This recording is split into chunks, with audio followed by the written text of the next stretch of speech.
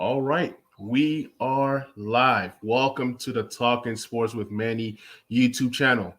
This is the Back Row Redskins show, and I got some friends with me here tonight, man. We're going to talk all things Washington football. First guy I'm going to bring up to the stage is my guy, Redskins Weekly.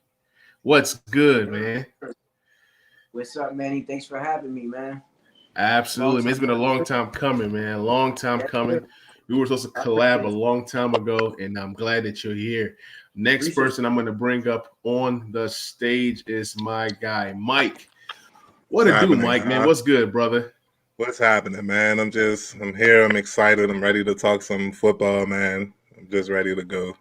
Absolutely. This is Mike from the Mike and Eddie podcast. So you guys make sure you guys check out his show. Last but not least, the beast from the Middle East, my brother, Steve Lim from the Washington Football Addicts. What to do, brother? Hey, what's up, Manny? What's up, fellas? Hey, thanks for having me. Happy to be here. Absolutely, Let's go. Man, absolutely. And in the crowd, we got SPDM. What up, man? What up? What to do? We got Ladarius Grant in the building. What's up? So, man, we're going to talk Washington football. Tons of topics. We can go any way. But I wanted to kick this thing off with Jonathan Allen. That's the biggest storyline right now. His contract is coming up. I was hearing him talking today, and he was saying that, he wants to be here. He keeps saying, this is where I want to be. This is where I want to be. I want to be here. For one, he's going to get the most money here, right? But then there are guys, even in the crowd right now, like my guy, Roger Smith, who mentioned to me earlier today on a video that I dropped, he said that it's going to be impossible for the Washington football team to keep the entire forefront on the defensive line. He says that we are deep at the tackle position. So we're going to go around the frames, and I just want to get you guys' opinion on Jonathan Allen. Do you guys think we signed Jonathan Allen? I mean, at this point, we almost have to. It's almost impossible to trade him at this point. If you trade him at this point, you're not going to get fair value. If you trade him at the trade deadline, you might be able to get something. But Redskins Weekly, man, talk to me. What do you think we do this year with Jonathan Allen? Okay, so with Jonathan Allen, it's I'm gonna be real. From a coach's standpoint, the coaches love him. He's a leadership guy. As far as productive wise, he's pretty good, productive. So I would say we sign him. Now, like your friend made a good point that we can't sign, like keep the whole D line. And me personally, it's some guys I don't know how I feel about him getting the most on his team, but I see the way he's directing his how he had the D line and how the coaches and everybody loves him. So if I would rather him be on the team than let him walk, you know what I mean? But so him being the highest pay, I don't really know how I feel about that, but it's better for him to be here than not be here. I feel like. Absolutely. What about you, Steve? I mean, yeah, I'm kind of with the Redskins Weekly. So he's a locker room guy. He's a leader. He does everything you need him to do. He took a leadership role last year. His numbers might not be where, like Aaron Donald numbers for defensive tackles, Fletcher Cox, but him and Payne are like the premier defensive tackles on the team. So I think they should re-sign him.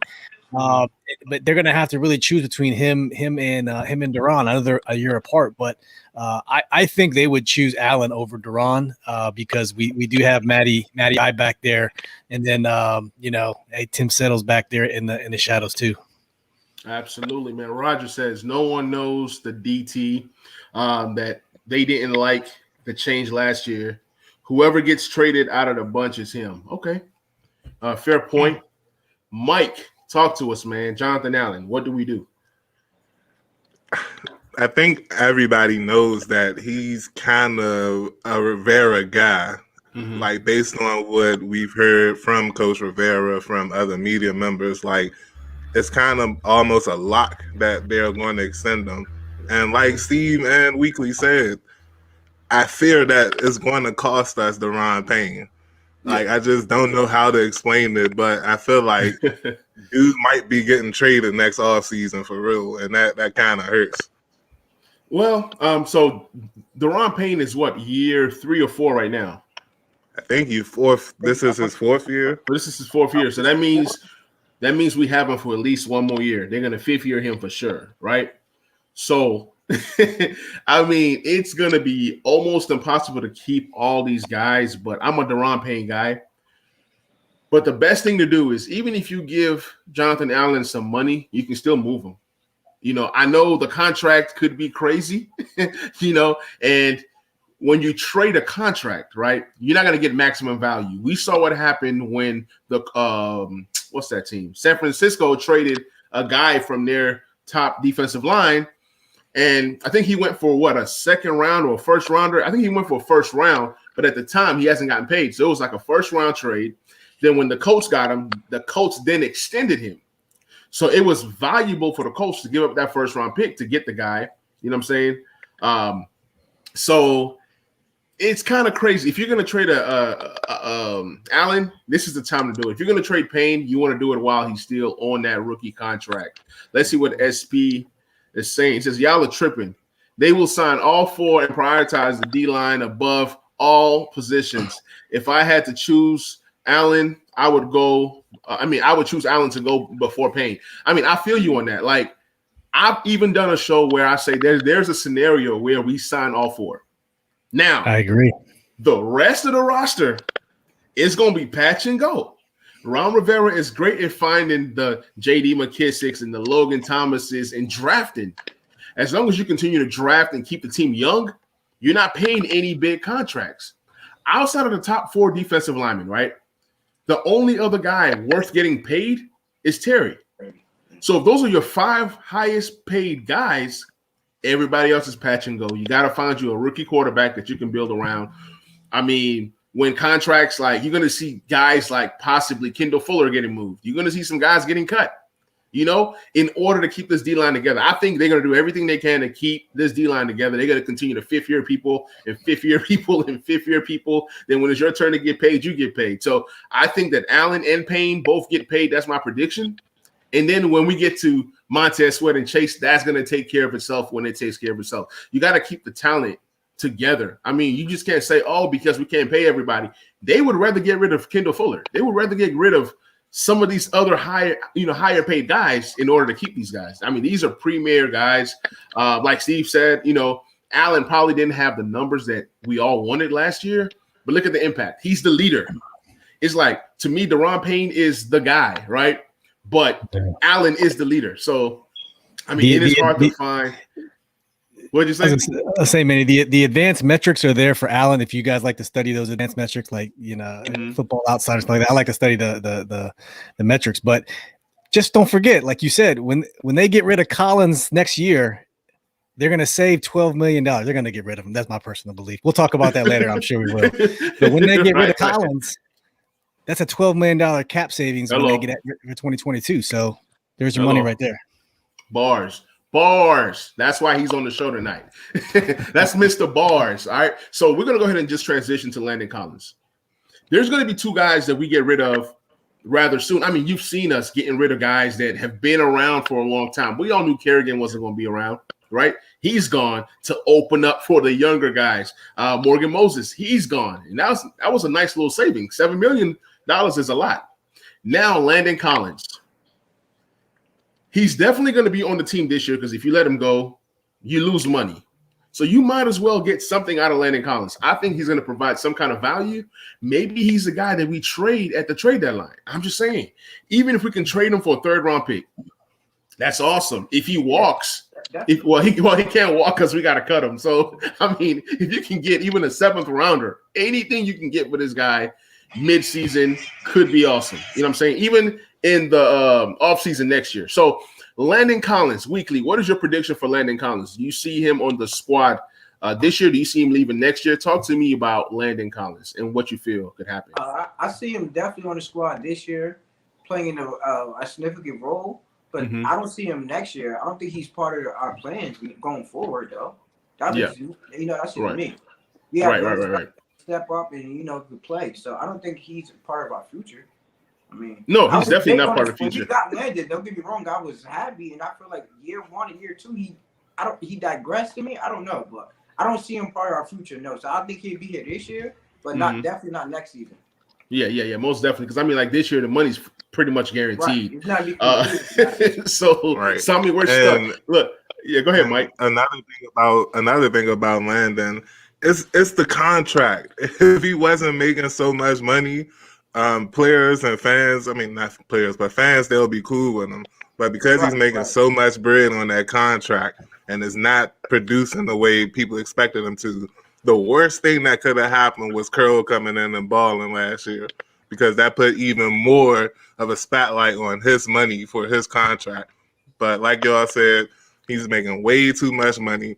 They have to get rid of him next year because he's not going to restructure anything. They have to get rid of that man. Absolutely. Steve? Yeah, I kind of agree with everybody else. He'll play a role this year, but what worries me is, for those that know the DC sports teams, so he's coming off an Achilles, right? What happens when you usually tear one Achilles, you come back, and sometimes you tear the other one. So that's my biggest fear, is that he's just gonna get hurt. So I hope he stays healthy. And I was, like you said, I was proud to have him. I'm like, man, we got ST21, rebirth. But I think he'll be fine this year. But I don't think he's here next year. Just I mean, and there's no way that he reconstructs his contract. Nobody gives back money. You know what I'm saying? He'd rather just go ahead and get cut, take what he can, and then go somewhere else and find a role. Start. I mean, he's gonna find a job. That's the easy part. Roger Smith is still on this Jonathan Allen thing.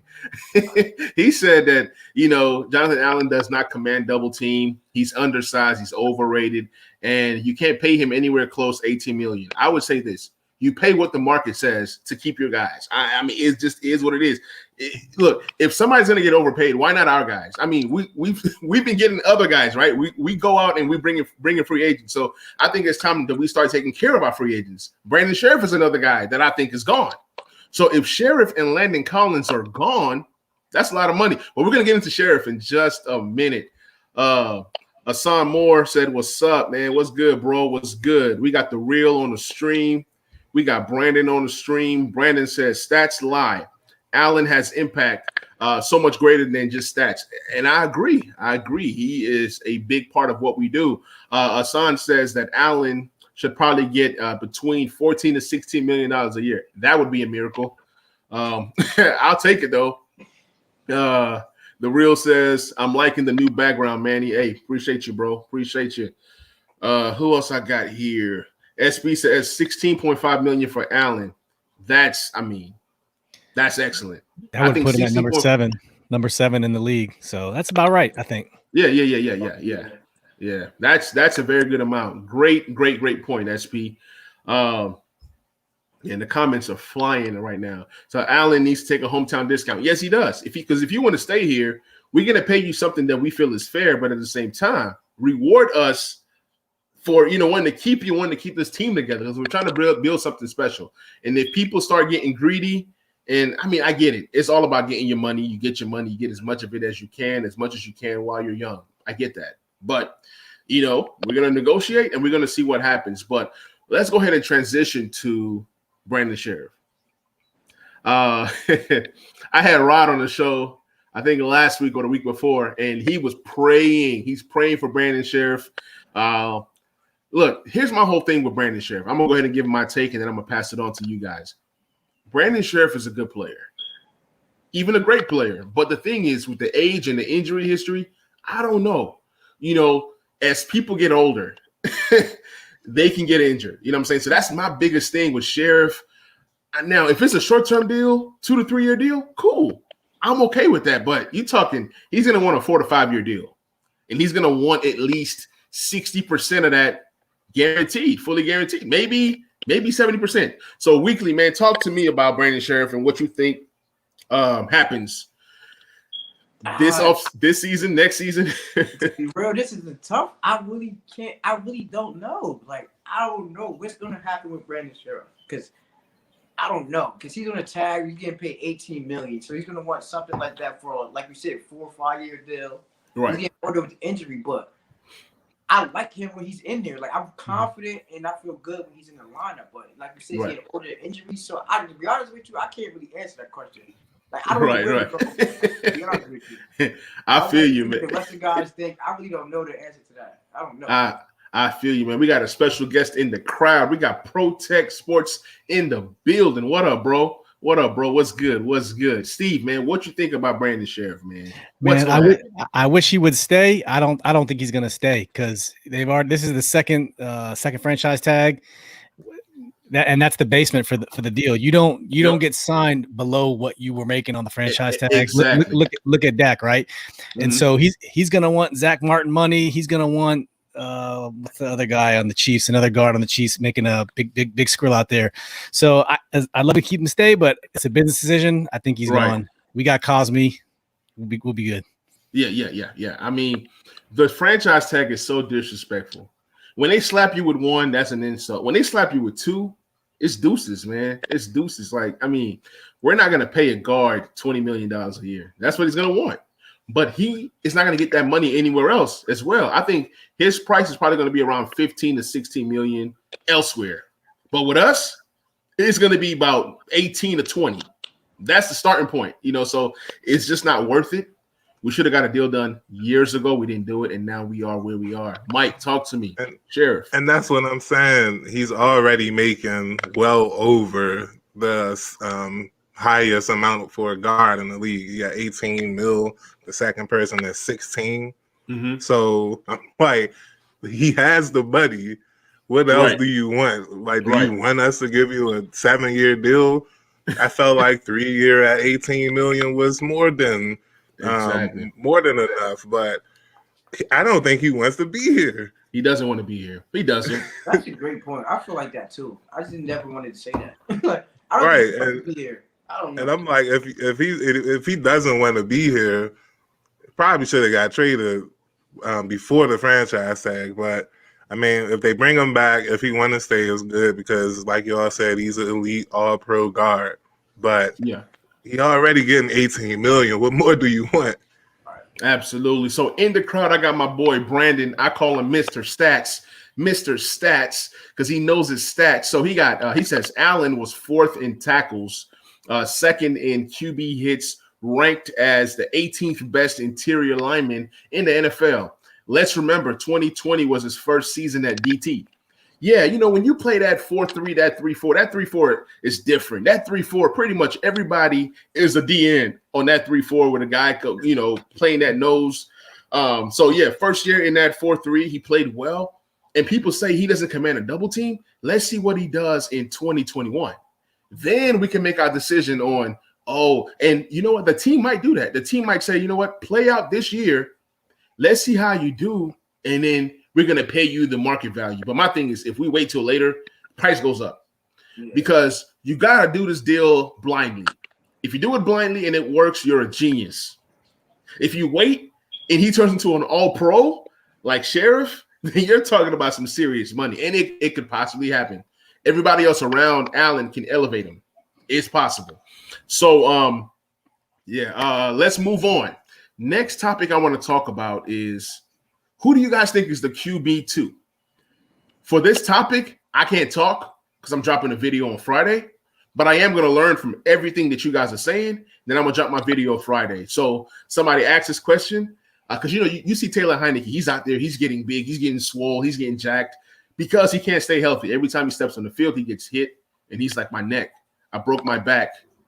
Spinal, right? So you got to have – you got to get bigger. You got to get stronger. And then you got Kyle Allen, who's coming off of injury. So Kyle Allen, Taylor Heineke. Talk to me, Weekly. Who do you think is a QB2 this year? Well, I guess, I hear a lot of fans, and me too, I would want to say Heineke, but I can't give it to him yet. I still think Kyle Allen is a QB2. I honestly feel like I would rather Heineke be the QB2, and I like Heineke.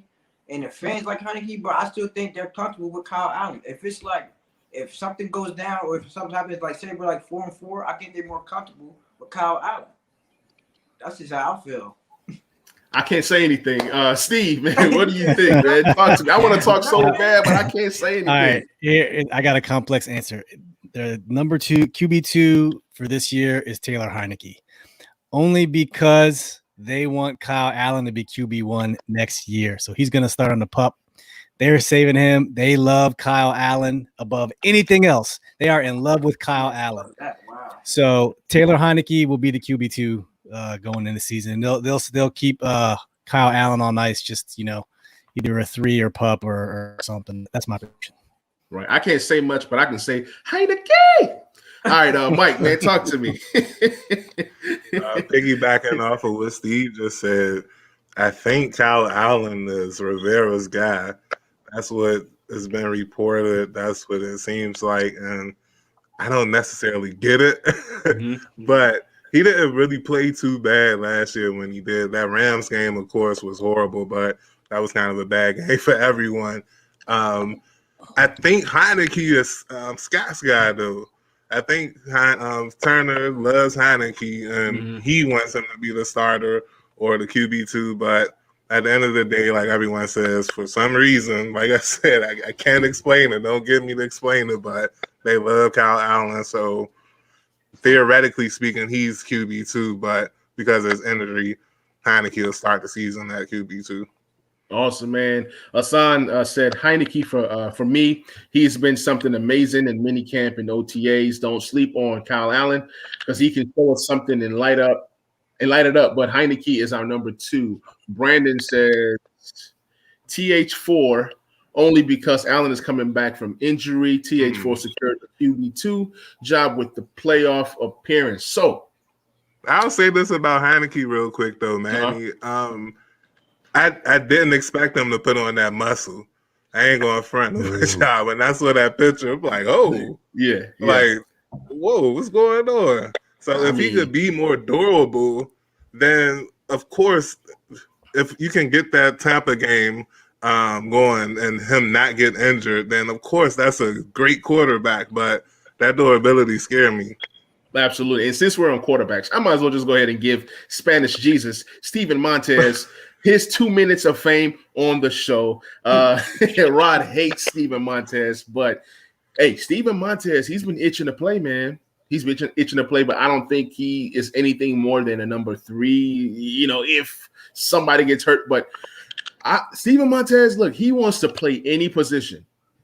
He reminds me of Taysom Hill right now. I haven't seen him play. I'm not going to lie. I have not seen any tapes, nothing on Steven Montez, not even college stuff. But they said he's been running routes in practice. He's been doing some non-quarterback drills. So maybe this is a guy that makes the team. Maybe Ron Rivera gives him some kind of spot. I don't even know where, he can call him a tight end. He can call him, I don't know, a safety just to get this guy. But then I also think he's going to be part of that practice squad and just be in the pipeline just in case somebody gets hurt or you need an extra tight end or you need an extra this, extra that. So it's going to be interesting. Have you guys seen or heard anything about Steven Montez? Nothing except for what you just said. Just what you said. He wants to play. He's catching the ball. He's running routes, and I don't know if the COVID rules have changed this year to where you can't pluck people off practice squads again, because that'll play into a factor too. Because last year you couldn't pluck players. Right. This year, I believe if you had under like 1 year of games under your belt, you can be plucked according to traditional rules. So they could lose him if they try to stash him. I don't know. Exactly. And this leads me to a whole nother topic. This is a hot one right here. Me and Brandon was going back and forth on a video. I was saying that the team keeps 3 tight ends. And if we're keeping 3 tight ends, here's Brandon's 3 tight ends. Brandon says, obviously we're going to keep Logan Thomas. That's 1. Number 2, we're going to keep Bates, obviously, And then number 3, he says Reyes, right? But my 3 is not Reyes, but it's Seals Jones, because obviously you need a veteran. Knocking on wood, if Logan Thomas goes down, then you're rolling out there with John Bates and Simmons Reyes, a guy who's still a project right now. So I said Simmons Reyes goes to the practice squad, but he's saying that Simmons Reyes is too valuable to be on the practice squad. What is your take, Weekly? I agree with you. I think the 3 tight ends you got, those are my 3 tight ends. And I don't really think Reyes is too valuable, because they said it's a working project. He got a lot to learn. So He's never played organized football. So maybe like the athleticism, I can see that. But it's like, I don't know. I got the 3 you got, though. I see Simmons Reyes on the practice squad. Right. And then if somebody's plucking Reyes, who's going to put Reyes on their 53?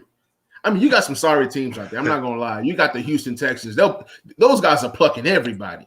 Those guys have like about 120 people on the roster right now, and they're gonna cut it down, and then still pluck some people. So I can see some sorry teams plucking the prospect and grooming them. Because I mean, if you're gonna be sorry and drafting number 1 overall, why not? Try to bring some young talent in. Steve, what is your thoughts on Simmons Reyes making the 53?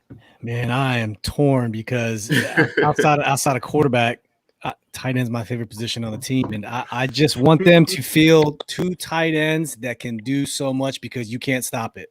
Mm-hmm. We had the opportunity with Vernon Davis and Jordan Reed. We never did it. We have Logan Thomas, who's become a good tight end, and we don't know about Bates yet. He can run, he can block, but Simmons Reyes' untapped potential, man, the athletic ability, you can't teach that. But I agree with you guys. I think he doesn't make the 53. I think he makes the practice squad. They go with Ricky Seals-Jones, but I believe they will call him up before the year's over because you got to get that man some special teams play. You just got to get him on the field. There's no other way. Absolutely. It's all about value. In the 53, everybody is important. Ron Rivera loves position flex. That's my only knock. Like, if you're not doing 2 things for us, you're probably not going to be in the roster. We're going to see some pretty good players this year get cut.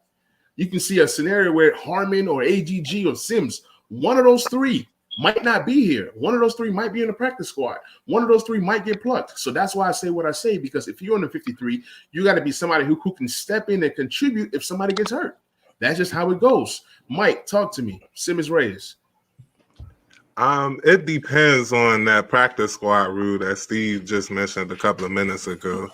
If the rule is still that no team can pluck you off of your off another team's roster, that's Reyes has to go on the practice squad for this year so they can, season him up a little bit more. But if the rules are traditional, it does get interesting. Who's that third tight end? Like you said, Logan Thomas and Bates. I feel like those 2 are locks. Speaking of Bates, I'm kind of getting excited about that dude, man, because I feel like when he was at Boise, based on those, a lot of people said that he was like Sprinkle, and I'm like, y'all look at this dude, I see Sprinkle. Are you kidding me? The first play was a seam route for a touchdown. I'm like, right. Sprinkle wasn't doing that in Arkansas. What are y'all talking about? But anyway, the third tight end probably will be Sills, and that's okay. But like I said, that practice squad rule, it does throw a twist in it.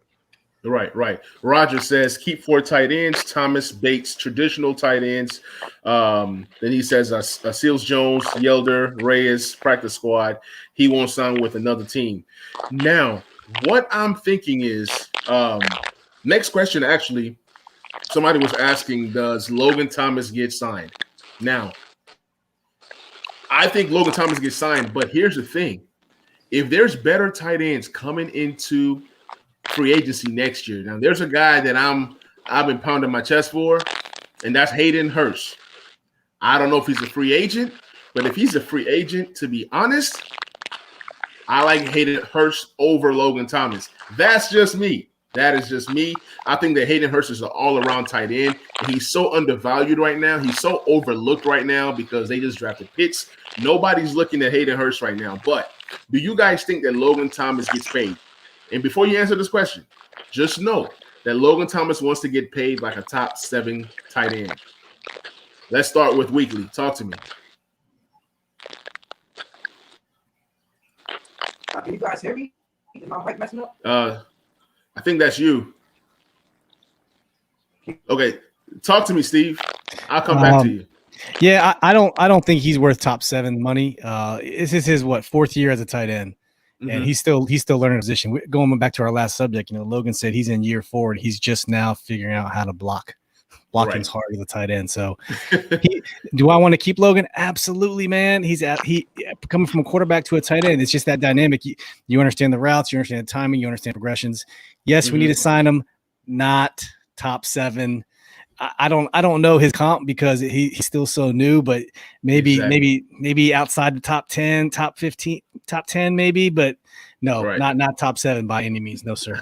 Hey, I'm with you because I'm sorry. If I'm going to give somebody top 7 tight end money, I'd rather get a guy like Hayden Hurst. I'd rather get a guy that is just more polished, more crisp, because we still got to see Logan Thomas one more year. Right. you got to realize Logan Thomas does not get himself open. He is schemed open because of that Air Coryell that we run. So, well, Manny, let me read you ahead. the top 8 tight end salaries for comps. Right, you got Darren Waller at number 8, beast mode. Hunter Henry, Cameron Brate, Austin Hooper, Zach Ertz, who's Dunzo, Jonnu Smith, Travis Kelce, and George Kittle. That's your top 8. Okay. He ain't there. Out of that group, I think he's right there with Cameron Brate in terms of talent or production. We can say talent / production because Brate is nice. Brate is nice. I think Brate goes anywhere else and he just blows up. But so in terms of production, I'll say he's right there with what's his name? Brate. I don't even know how Brate got paid so much. He's the 3rd tight end in Tampa Bay. What the heck are they doing? Yeah, not sure. They tripping. But with Logan Thomas and his contract, I kind of did the quick math a little bit. If you average the top 7 salaries, you're talking around what, a little over $11 million a year, something like that.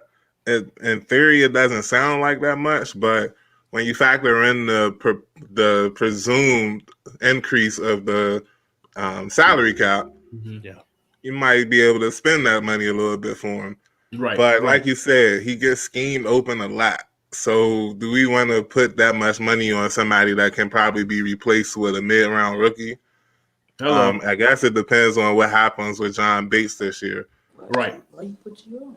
I mean, I'm with you. I'm with you on that. I got weekly, man. You sideways, bro. You sideways. But Brandon just confirmed that Hayden Hurst is a free agent next year. That's a guy that I'm going for, man. Hayden Hurst is. I'm telling you guys, he's a dude. I think Logan might take his numbers might take a hit next year with the weapons we added on offense and Gibson coming back. So we might be able to get him for mid-level money. I think it might just work out naturally if you think absolutely. About that. Did you remember when Vernon Davis was here? I think Vernon Davis was getting like $6 million a year or something like that. And Vernon Davis was, I mean, even as a backup, he was a beast. You know what I'm saying?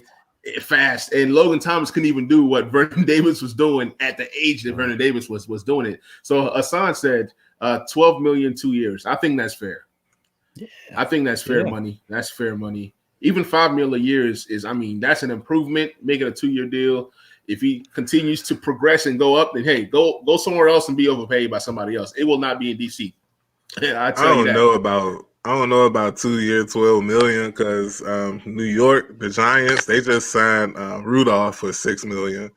So we might be shortchanging Logan a little bit. I'd say anything between 8 and 10 is more realistic for him. That's if, like we said earlier about the market. That's if what the market is commanding. But if no one's going to pay him the 8 to 10, he's not getting 8 to 10. No, that's true. That's true. So I mean, it's going to be interesting. Like the market has to speak. You know, it's all about the market, and because Ron Rivera always knows people's values, and people know their values. So it's always like that back and forth. But one thing that Ron Rivera will do, well, we're going to see.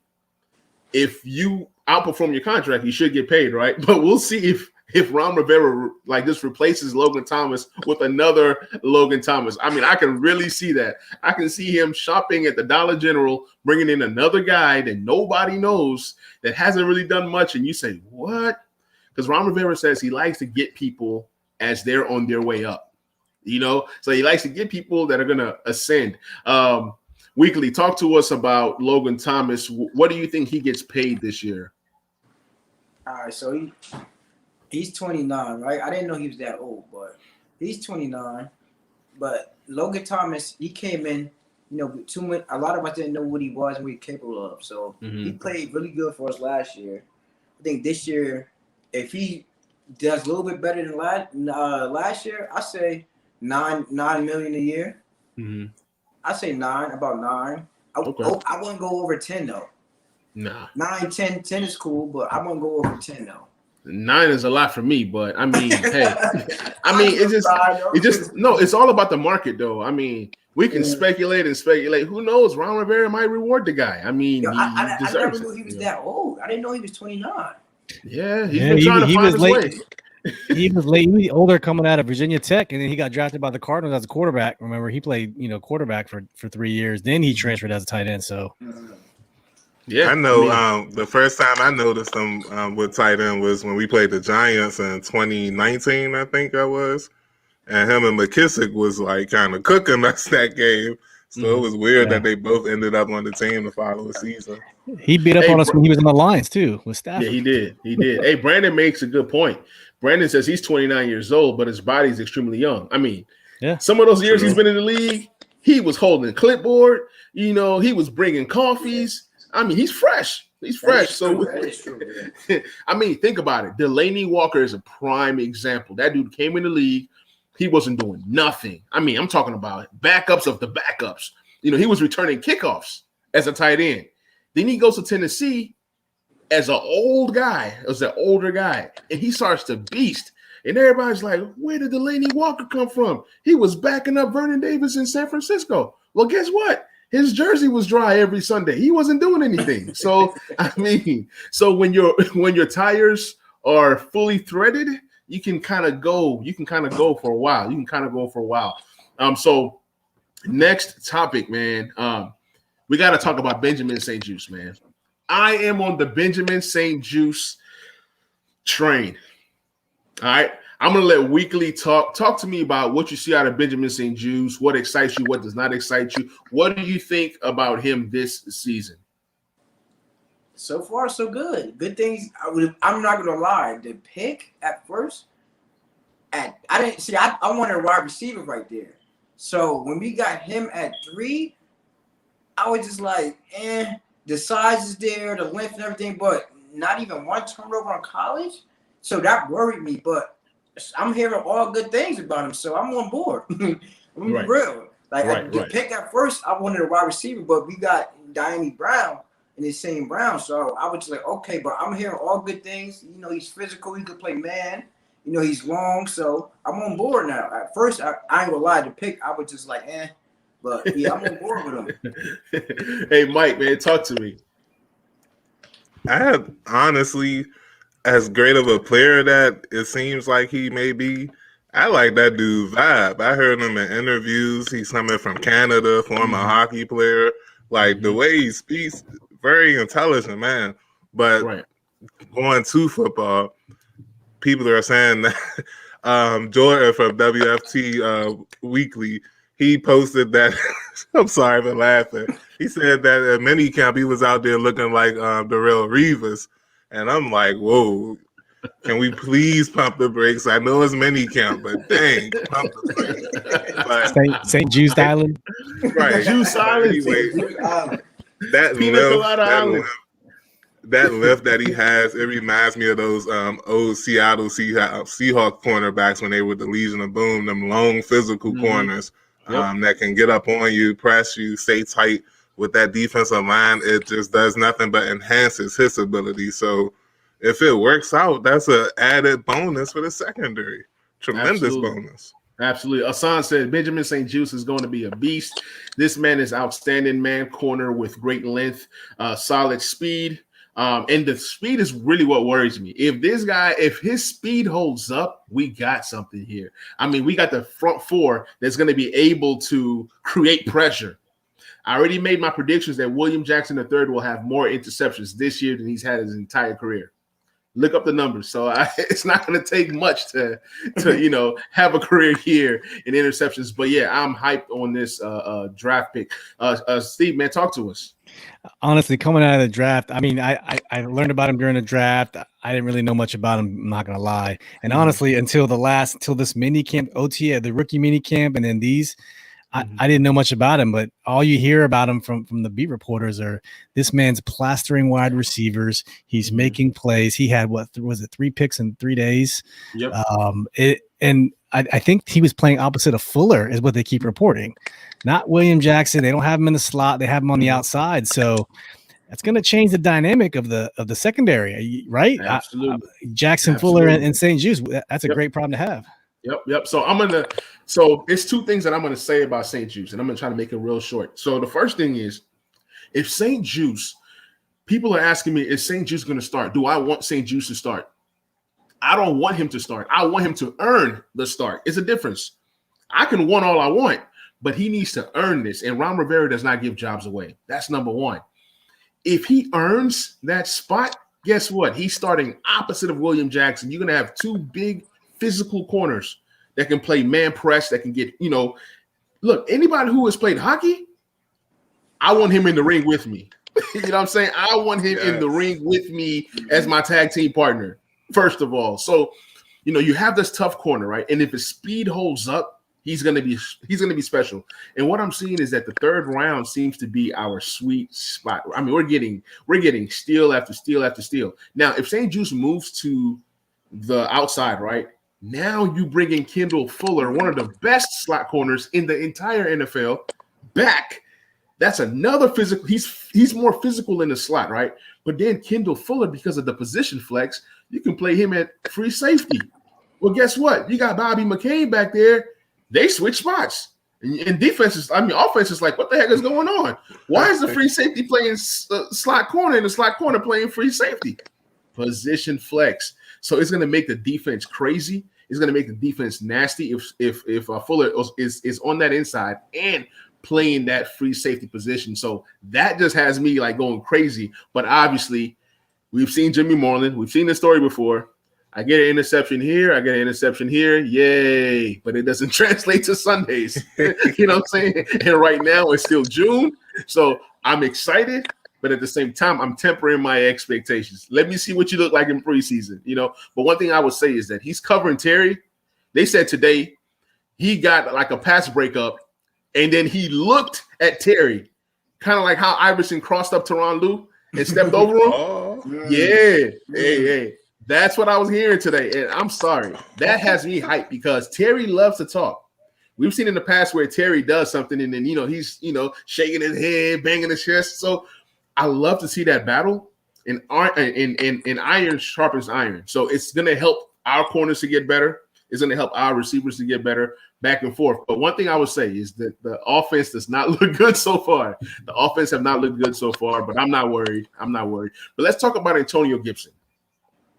Antonio Gibson, I did a video a few days ago where I was, looking at Antonio Gibson rookie year. Then I'm looking at Christian McCaffrey rookie year. They were coached by the same guys. You know what I'm saying? Gibson slightly had a better season because of the touchdowns. But we all know that Christian McCaffrey is a whole nother animal. He's like three positions in one: slot wide receiver, running back, whatever you want to call it. You know what I'm saying? So what is you guys' expectations of Antonio Gibson this season? He is coming off of that toe injury. They say that it lingers. He didn't get surgery for it. I'm hoping that he's fully healthy. If not, we're going to be rolling with Peyton Barber, who Ron Rivera said today he lost the baby fat. He said that he lost the baby fat at the age of 26 or 27. So, we got Peyton Barber. We got Patterson. Talk to me, Mike. Talk to me about Antonio Gibson and what you're expecting out of him this season. So, personally speaking, I'm thankful for Tony Gibson because he helped me win the Dynasty League championship last year. Him and Logan Thomas, matter of fact. Nice. But, that turf toe is concerning, though. I can't even lie to y'all. The turf toe is concerning. If he stays healthy or if he can play, let's just say he's not going to play all 17 games. Mm-hmm. If he can get about 14 games in this season, I think it bodes well for him, and he will put up some crazy numbers in those 14 games. But that turf toe, we all know, even going all the way back to them Dion days back in 2090, late 90s, that turf toe is a killer. Right. Hey, Roger Smith said, hey, why not go ahead and grab a veteran like TJ Yeldon? I mean, turf toe, he might be good now, but we're talking, October, November. What does he feel like? So, hey, turf toe is no joke. I agree with you, Roger Smith. And Brian Ellis, he's out here. He's laughing at Barber and Lamar Miller. Hey, those are our guys. Those are guys that we have, man. And hey, we need more. Hopefully Patterson is ready to go. Weekly, talk to me about Antonio Gibson. Man, I love Antonio Gibson. Year one, because when we released Adrian Peterson, I'm thinking, what? Antonio Gibson played. He didn't have that many snaps at running back, and everybody just move on from Adrian Peterson for Antonio Gibson. I was pissed too. But he was better than I thought he would be. Mm-hmm. Like, I'm an Antonio Gibson fan, but like we're saying, the turf toe, that is dangerous. But if because I give him like he said 13, 14 games. So I feel like Right. he could be better. He'd definitely be better in year 2 because you got to think he did all that with no OTAs, no rookie minicamp. And That's he true. came in and he hit the ground running. So That's true. So that's why I'm giving everybody benefit of the doubt, especially some wide receivers that people want to get rid of. I'm like, look, let's just let this thing play out. I mean, it's still June. We content creators, we're having fun. We're speculating. We're talking. That's what we're supposed to do. right. Steve, talk to me. Yeah, y'all hit it on the nail on the head. The turf toe concerns me, but even if he's healthy, I think he's going to be limited because of Scott Turner. And I know they were just easing him in, but you got a former wide receiver playing running back, and you didn't throw him the ball one few times last year. It was very aggravating. So if the natural progression of his career, I don't want to see 1,500 yards. I want to see 1,000 yards and give me 500 receiving yards. That's what I want to see. You line him up and 2 tight ends, 2 wide receivers, and a running back against a base defense, and you split him out against a linebacker, mismatch city. That's what I want to see. Turf toe stays healthy, but I got my eyes on Jared Patterson, not Lamar Miller, not Peyton Barber. Jared Patterson is I'm with you. Bowling ball. That's my guy, man. That's my guy right there. If I had money, I'll buy his jersey. But hey, I'm trying to save all the money I can, so I'm not buying that jersey just yet. But that's my guy. I'm excited about Patterson.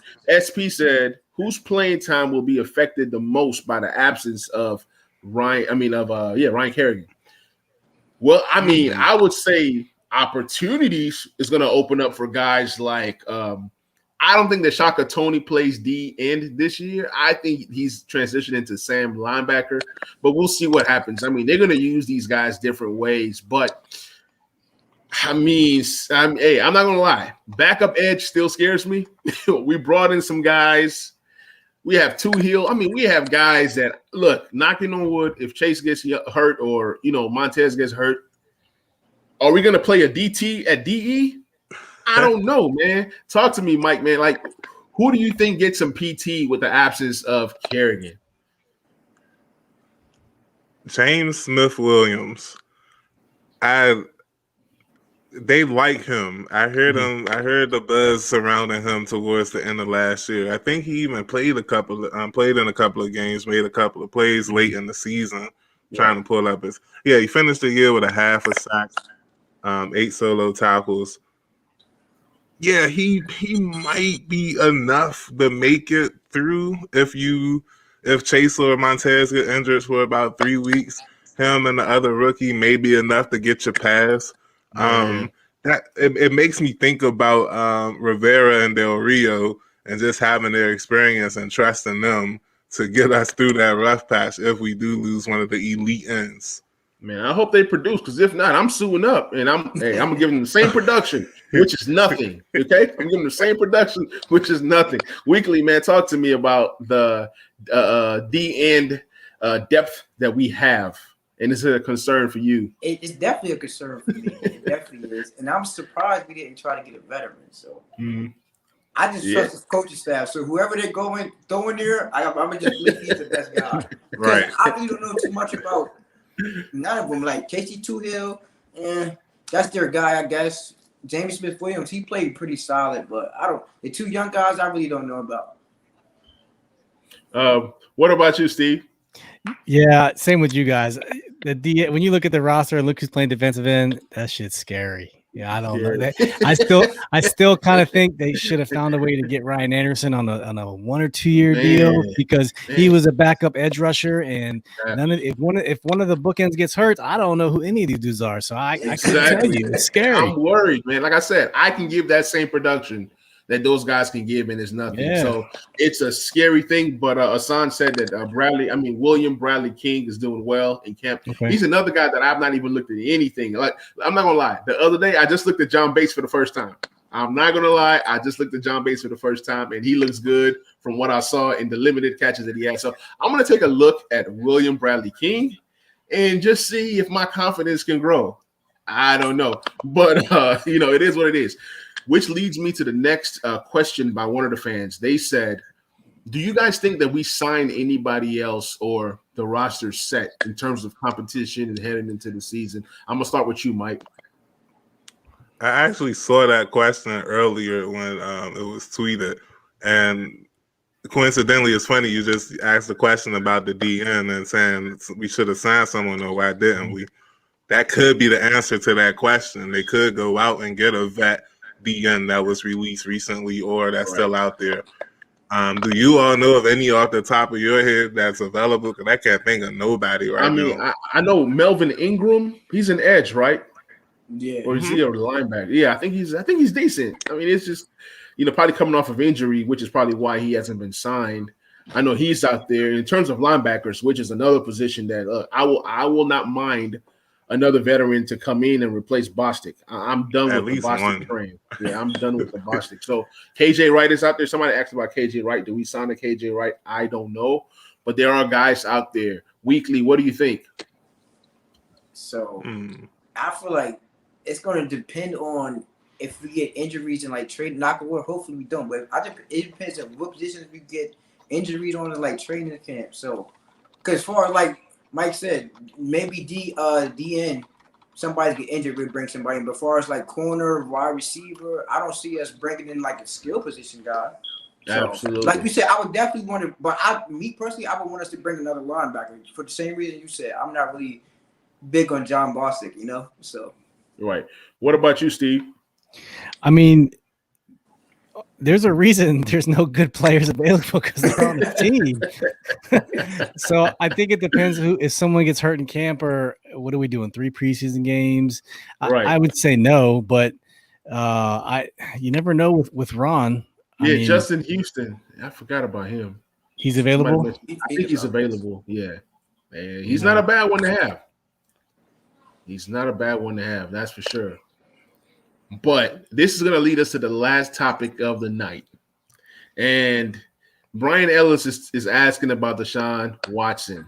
It's not going to be really talking about Deshaun Watson. I think, like, I'm hearing, there's rumors everywhere, but I don't think that we trade for Deshaun Watson. And then also, we don't even know what's going on with the legal issues. So until the legal issues are rectified, we can't even talk Deshaun Watson. But we can talk Aaron Rodgers. Look, Aaron Rodgers is going through some things right now, and I believe that next year is the year that the Green Bay Packers trade him or let him go or whatever. This year, I think he finds a way to get on the field. If he's smart, play with Green Bay. This is your best chance to win right now. Like you're already sure of the system. You don't have to learn anything else new. Stay with Green Bay 1 year, but hey, I will not be mad if he comes to DC. Now, before I pass this topic around to everybody wants these quarterbacks. Like Aaron Rodgers, the Russell Wilsons of the world, right? And then we are scared and complaining about the Bradley Kings of the world. But guess what?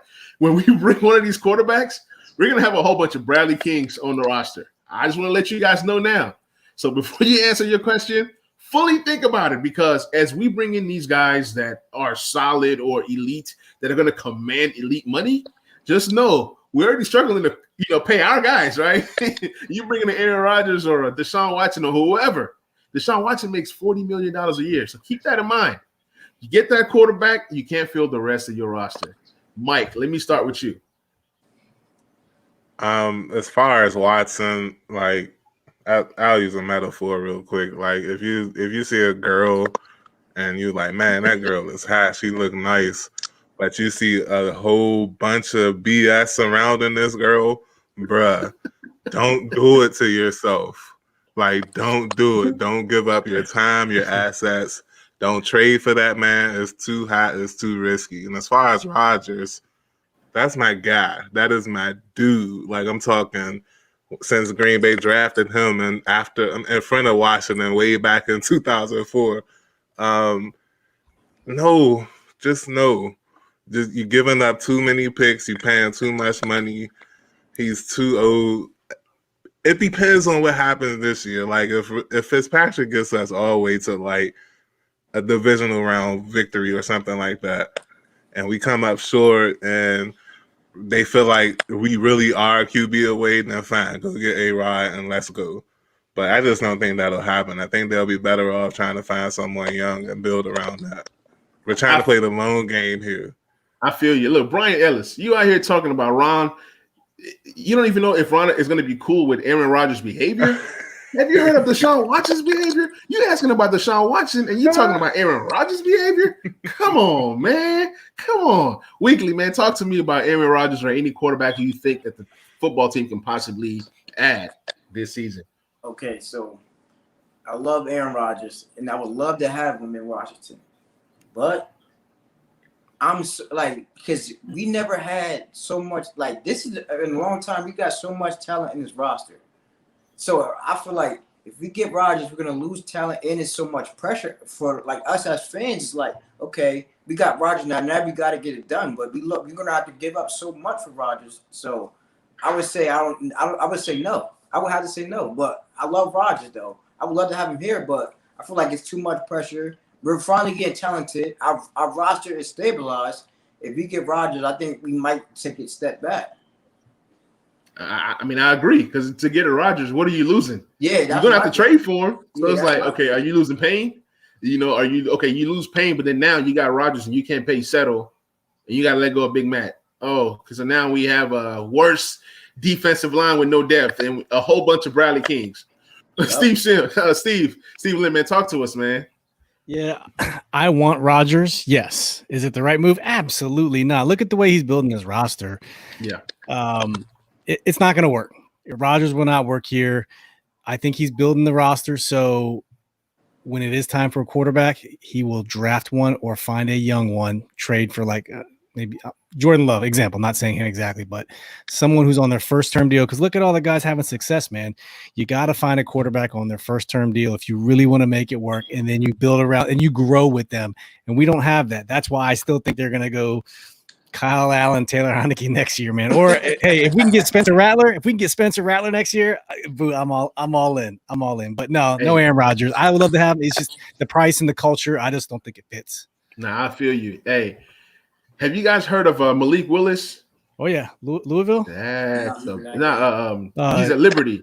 He was supposed to be at Auburn, and Bo Nix took his job, and he went to Liberty, and he's tearing it up. I know it's Liberty, but just watch the guy's film. He's like a Lamar Jackson mixed with a Michael Vick, but with an arm of maybe like a Russell Wilson. I mean, he's nasty. Did he throw to AGG? No, he didn't throw to AGG. So AGG was gone, and then he got there as a transfer. But man, the more I want to see him play this season. After he plays this season, then I can kind of say, okay, he's this or he's that. But from what I've seen on tape, he's nasty. But SP had a great question. He says, do you guys prefer the Hurney and Mayhew regime or the Kyle Smith regime? That's a good one. Give me Hurney Mayhew. Same here. Even in year one, I can already see the result, the team being built better. But I think Kyle Smith was limited by Bruce Allen. So I don't want to knock on Kyle Smith, but give me Hurney Mayhew. It's that maturity that Hurney and Mayhew is bringing, that veteran, that experience. It does seem like they're putting in more of a complete team than what Kyle Smith was doing. Not saying that Kyle Smith was building it bad. It's just you can clearly see what's happening right now. They know the strength of the team, and they're building around that. They're not rushing to anything. They're not rushing to trade or anything. They're just taking their time, putting together a team for long-term success. And it's been so freaking long since we had that, so I'm excited.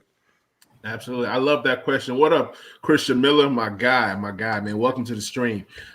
So I got to ask this question. I know we are running out of time, but somebody had a good one. They said, do you guys think that Ryan Fitzpatrick makes it through the entire 17 games this season? Let me start with Steve on this one. Do I think he makes it through? Okay. In terms of starting, do I want him to make it through? Yes. Will he make it through? I'm going to say no. Only because I know our fan base. Mm-hmm. We clamor for the backup quarterback. That's just what we do. We don't know any better because we're stupid. And so by week 4, but the first bad game he has, people are going to be screaming Taylor Heineke. And then it's just going to get worse and worse and worse and worse. So I don't think he makes it. I want him to make it. Absolutely. This is the best team he's ever played on. Right. What about you, Mike? No, he's not going to play all 17, and I have nothing else to base it on other than this just being Washington, D.C. Like it doesn't happen in this city for some reason. Rather it's bad quarterback play or quarterback controversy. Like he's not going to play all 17. Okay. What about you, Weekly? It's kind of what Steve said, man. I wanted him to play all 17 games. This is the best team he ever been on. And last year, I don't think he should have got game. But our fan base, though, once he has 2-3 bad games, we're not going to be behind him. So I don't think he plays all 17 games, but I want him to, though. I will say this. He plays all 17 games. You know why? You said because you want to. Yes. You know why? You want to keep Terry McLaurin happy. And I'm telling you, Terry is going to be having his best season this year. Look, up until week 8, Terry's going to be like a top tier, almost elite wide receiver. And I'm telling you right now, guys like De'Ami Brown are going to be having success with that deep ball. Curtis Samuel is going to be having fun. This offense is going to be nice. Obviously, interceptions and turnovers could cause a coaching change to, not a coaching change, but a change in quarterback. But I'm telling you, he plays all 17. He's going to make enough plays. This is the best team he's ever played on. Had he played all the games last year, they would have won at least 11 or 12 games. I agree with that. So I'll say that. I mean, and he's going to build on that. I think last year was one of the best seasons of his life. He's just going to build on that. He's going to build on that. I'm not saying that he's going to lead us to the promised land, but what I'm saying is that he is a starting quarterback. He's a starting quarterback, and I think he has a chance to do some good things for us. The last question of the night. Go ahead, Mike. No, I was just going to say Alex Smith was trash last year. I don't care what anyone says. That man was trash. That Eagles game was the worst winning quarterback performance I ever seen. So I'm like, look, Fitz, if you could just play better than this, we good. Right. And that's why I trust that man for real, man. All right, guys. So we come into the last topic of the night. Man, this stream is so fun, but we got to end it soon. Question is, so as you answer this question, let the people know where they can find you on social media. Who is your offensive rookie of the year for us? And who is your defensive rookie of the year for us? Mike, kick it off for us. For offense, I'm really feeling John Bates, man. I got a feeling, I'm not saying that he's going to supplant Logan Thomas, but it's just something about that dude and us lacking a second tight end last year.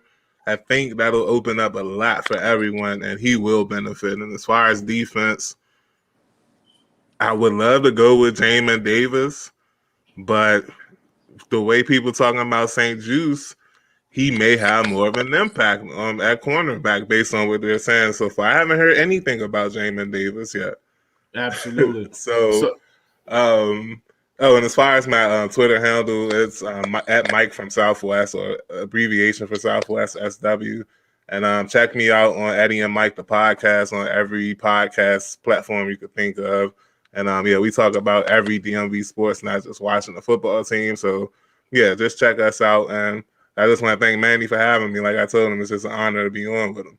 Absolutely, man. Absolutely. Hey, one thing I would say about John Bates is that my guy, Corey DeSanchez, he says that he has an upside of a George Kittle. They were used similarly in the blocking game, so we don't really know what he can be in the passing game. So all I'm saying is, from the little clip that I saw, I got excited about John Bates like the rest of the folks that are excited about John Bates. So I would say that. I got to give a shout out to my guy. He just came on the show right now. T-Ho, what's good? Appreciate you hopping on the stream. It's never too late. You can always go back and catch the replay. So it's all good. Redskins Weekly, man, talk to us. All right. You can find me on Twitter, Redskin Weekly _, and on YouTube, same thing, Redskin Weekly _. Manny, thanks again for having me on the show. Now, you said the rookie offensive defensive player, right? Yes. So defense, I'm going to go with our first round pick, Jamin Davis. They putting a lot on his plate now, but I think he's going to be a stud because, Jack Del Rio and Ron Rivera knows linebacker position. So I think he's going to be our defense and offense. I'm going to just go with De'Ami Brown. That's who I think is going to be, De'Ami Brown. You got Curtis, you got Terry and De'Ami. So I feel like he's going to get a lot of opportunities and make plays downfield for us. So I'll just go with them two. All right. Steve, talk to us. All right, my offensive rookie of the year is going to be Samuel Cosme. I think he's going to be filling a position in need wherever he plays. Wherever he plays, I don't know where that's going to be yet. And defensive, I got to go with Jamin Davis just because I think it's a position where there's nobody, everyone else sucks.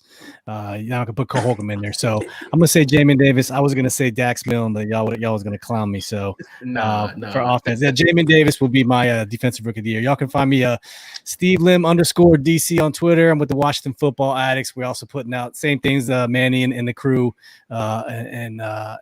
like everybody else, putting out Washington football content. You can find us in any of your podcasts or YouTube. So go check us out. Manny, thanks for having me, fellas. It was great kicking it with y'all, talking some Washington football as always. Likewise. Absolutely. So I'm going to answer two questions that I see in the crowd. T-Ho says, will Jared Patterson make the team this year? Yes, he will make the team. He will make the team. Somebody said something about Harmon or Cam Sims. I'll probably go with Cam Sims just because of what he did last year. I mean, me too. Harmon got to show us that he can stay healthy. For my defensive rookie of the year, you guys know I'm on the juice train. I got the juice in my cup.